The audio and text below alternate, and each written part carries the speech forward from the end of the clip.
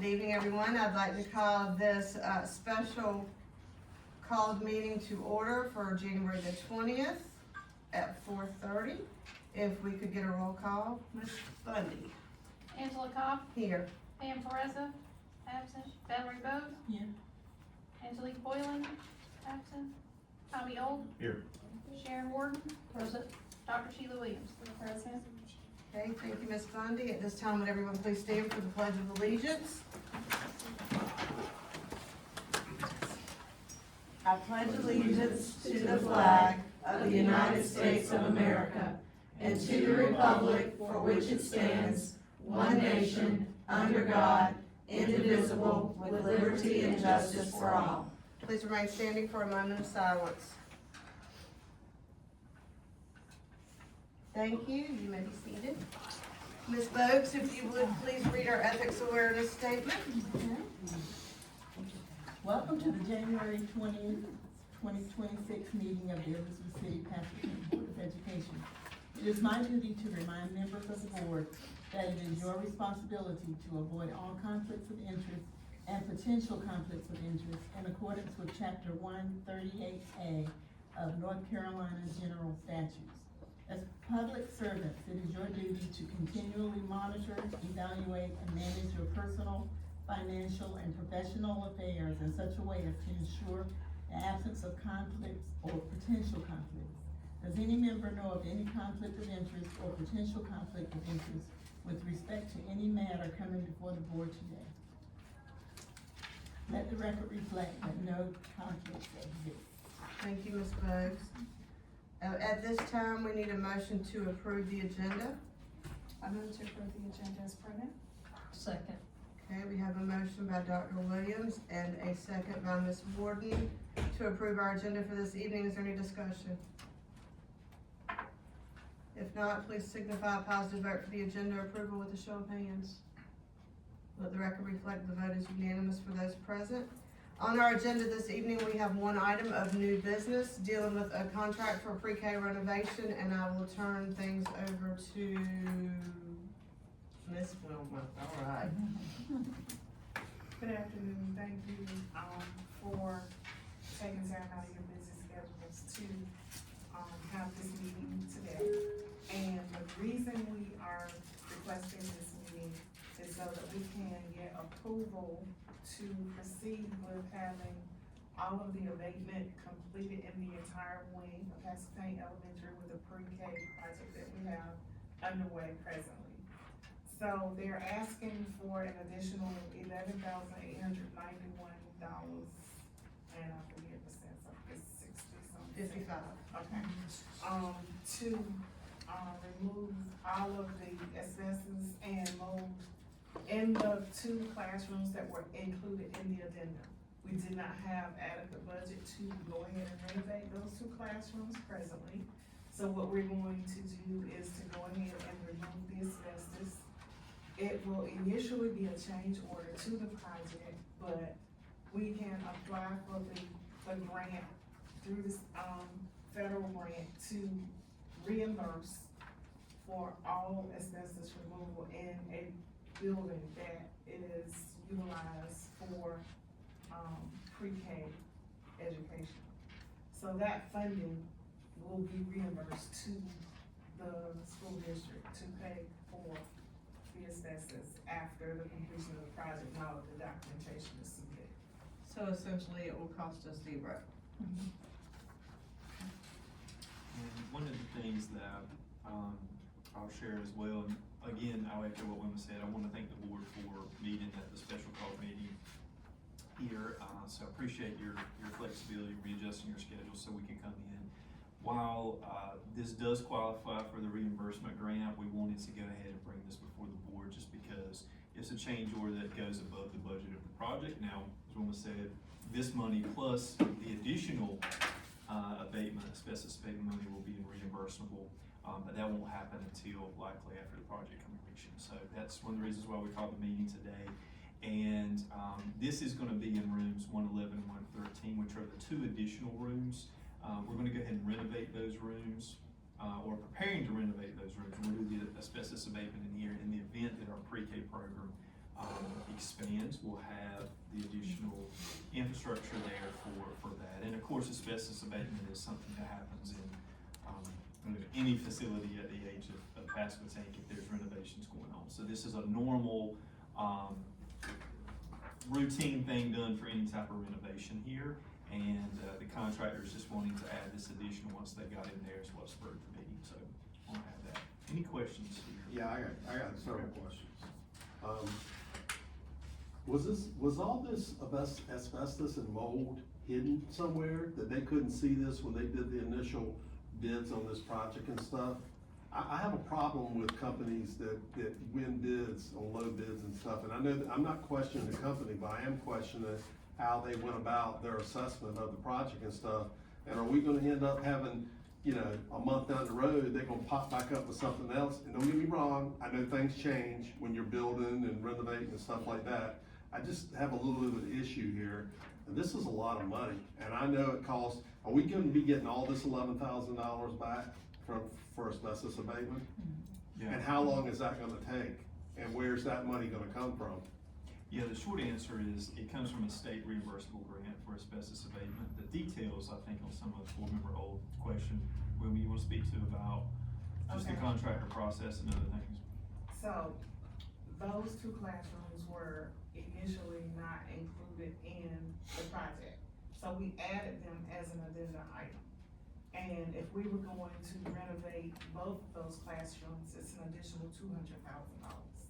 So since we knew that we did not have that funding available currently in the budget, what we wanted to do was go ahead and do a complete abatement for that wing of the building. That way, those classrooms will be prepped and ready to go. If we find that we needed the 2 additional classrooms, we're already prepped to just go in and do the renovation that was designed to be done, as in adding the additional window, the additional door, which is required for any pre-K classroom. They would have to add sidewalks and the mechanical work that would need to be done in those rooms. And when we say asbestos, what that includes basically is the floor tile has to be removed off the floor. The asbestos is not in the floor tile, it's in the mastic, which is the glue that holds the tile to the floor. So they're gonna go ahead and do all of that while we're doing this project, and then once we find we have a need for these additional classrooms, we would basically just have to go in, cut the door in, Yeah. install the sidewalks, make, it ADA if we have the restrooms added to those 2 classrooms, as is included in the original scope of work, but it's added and as an addendum in the event that we didn't have the funding. Would it be more disruptive if we didn't do it to have to do it later on? Would it be more disruptive to the current classrooms that are there and housing students? Would we have to displace them if we had to do it later? They are located at the end of the hallway, and basically it would involve cutting the bricks to add the doors, and any work that would be associated with adding the restrooms to those classrooms. So Where- was it original, did they find it in the other classrooms, the asbestos? The floor tile in most buildings this age will have asbestos in it and require renovation. Okay. But the abatement is only required if there's renovation. No, if it were discovered that the tile was coming up off the floors, and if it makes it so that it's airborne, we would be required to do it at that point anyway. So what we're gonna do is just go ahead and remove it, and some of those classrooms have 2 layers of tile So on the floor. we're just basically being proactive with a essentially free service to help us later on when it's time, because we're gonna grow. That's me manifesting, but we're gonna grow our pre-K program, and then we're gonna be ready. So we're pretty much being proactive and doing it now versus being reactive when we do grow. And it would be more disruptive to do the asbestos abatement in an occupied building at that point. That's what I was asking earlier, but I don't think I asked it the right way, but Where's yeah. the $11,000 coming from up front? I understand the reimbursement part, but where's $11,000 gonna come from to do this? Yeah. we're gonna pay for it locally. I don't know the exact fund source that we've looked at, but, you know, we'll use something that's in our local allotment for capital. Candy, do you know specifically where? I mean, it would come out of local and then be, when it gets reimbursed, it would go back in there. So we'll use some of the allotted money for capital and use that. Now, 11, we can, you know, we certainly can manage $11,000 by moving something that's already in the capital budget. Knowing that this is reimbursable, that's, you know, that's the key thing here. But I do think the timeline part, Tommy, will help a little bit on your question. So, the reason why, you know, it's coming to you like this is initially when we began this project, 2 years ago, we had, initially the plans of fully renovating all 12 classrooms. As you know, right now we have 10 pre-K classrooms. 2 of those are special ed pre-K classrooms. Our initial goal at that point in time, and also as you know, a lot has changed in 2 years, in the world we live in. At that point, 2 years ago, this district was receiving millions of dollars in federal funding that has now been cut. We're projecting that Titles 2 through 4 next year will be cut based on what we've heard from the Department of Ed. If that's the case, and we see a reduction in Title I, we spend a lot of Title I money to support our pre-K program. The state doesn't have a budget that's been passed this year. The state's responsible for funding pre-K. I say all that to say that in 2 years, we have some massive financial challenges that we didn't have 2 years ago.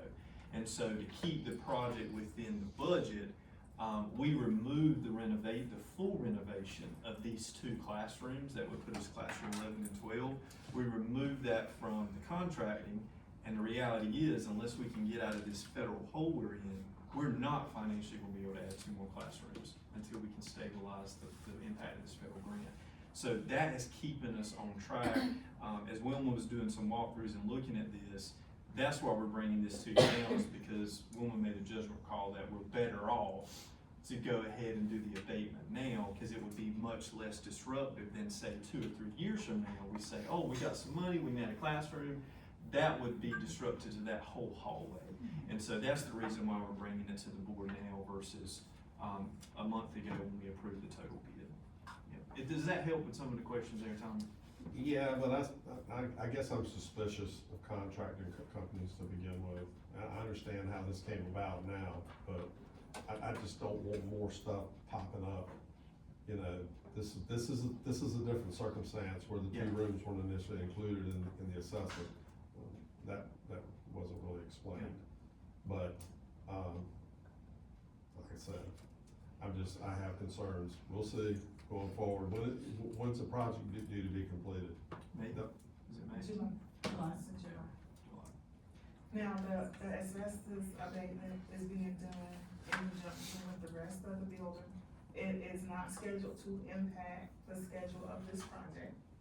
And, the contractor, and one of the other reasons why we have a special call meeting is to make sure that it is inclusive in the understanding of the budget for the project as the contractor is getting started now. The asbestos abatement is scheduled to begin on Thursday. Hence the What- push to go ahead and get us. What's the together. procedure for reimbursement? We have some paperwork that we have to complete on Is that already begun? on that specific website, and we can't do that until we have all of the Okay. documents back from when the removal is taking Okay. place. So that kind of relates to my question. Is this something that's guaranteed?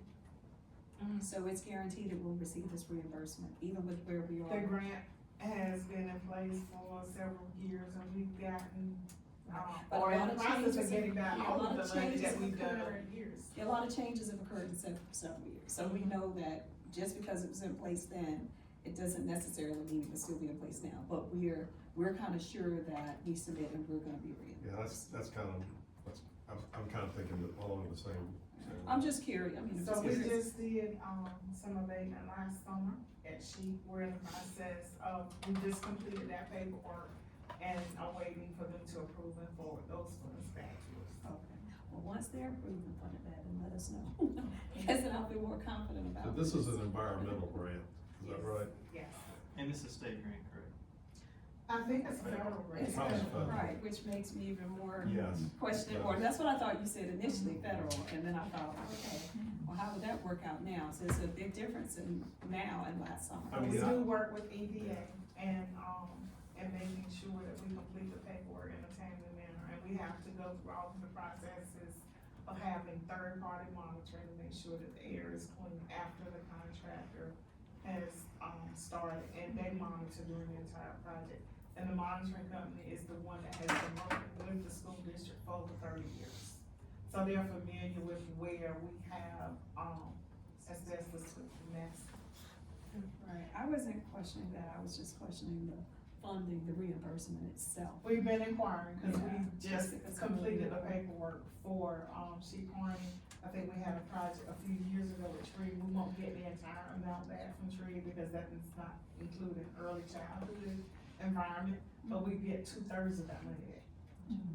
There's special provisions for the early childhood that we love. Yes. Yeah, and I think to your point, you know, I think it is healthy to flag that,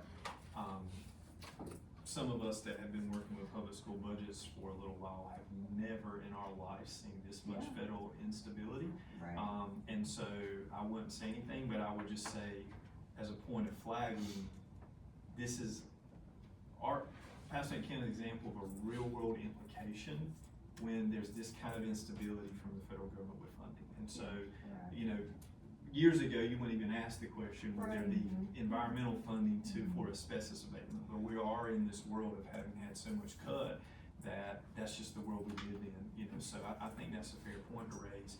But as it relates to the asbestos abatement, you know, we're really bound to do that. So in a worst case scenario, to your point, Dr. Williams, let's say the funding's cut, we're not reimbursable, then, you know, we would just have to relocate funding to be able to cover this, because we can't, you know, we do a lot of asbestos abatement across the district. The county does it. Most of the facilities in this whole county, you know, are required to go through asbestos abatement with some of these things. So, as we look to the future, if grant funding were to be cut, it would just have to be a cost we would incur, because, you know, we can't change tile in some of these buildings without doing it. It's just the nature of the facility. So, but it's a fair point to raise. Valerie, did you have a point you wanted to make? Well, my biggest concern is keeping an eye on the environmental changes that are coming down the pipe. So if indeed that occurs, can we speed up the process in order to get that request in before those changes take place? And we You know where I am, right? Okay. We rely on, the company that's been working with us for over 30 years, because they actually, in conjunction with us, they keep an actual record of what has been taken care of and what has not.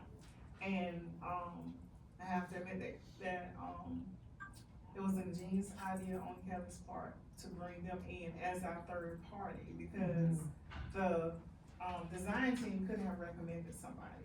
But we decided to work with the company that's been working with us over the years, and they keep a record of what has been done and what has not been done. Yeah, they're more familiar with our situation. Yes. Questions there, anything here on the part? I do wanna say, you know, to Wilma and her team,